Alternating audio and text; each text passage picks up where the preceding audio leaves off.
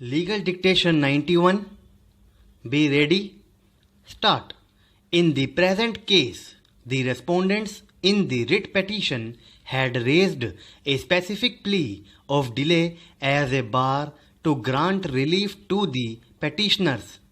In our view, it was perhaps necessary for the court to have specifically dealt with this issue. It is now well settled that a person who seeks the intervention of the High Court under Article 226 should give a satisfactory explanation of his failure to assert his claim at an earlier date. The excuse for procrastination should find a place in the petition filed before the court, and the facts relied upon by him should be set out clearly in the body of the petition. An excuse that he was agitating his claims before authorities by making repeated representations would not be satisfactory explanation for condoning the inordinate delay in approaching the court.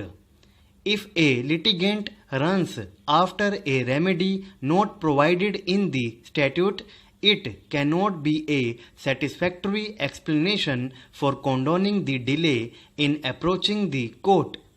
On this issue, we have heard the learned counsel for the parties in great detail, since the immovable property rights of the parties are involved.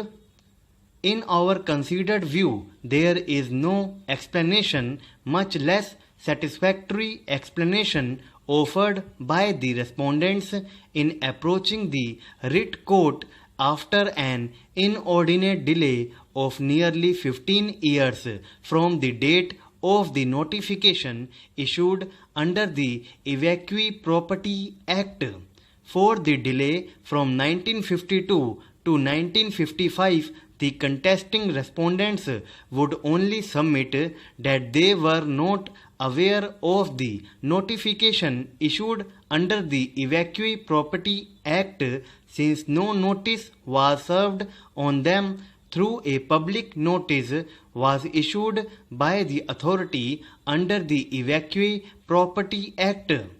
While explaining the delay of nearly 11 years from 1955 to 1966, they contend that they were in possession of the property and they were making representations before the authorities under the Evacuee Property Act for redressal of their grievance.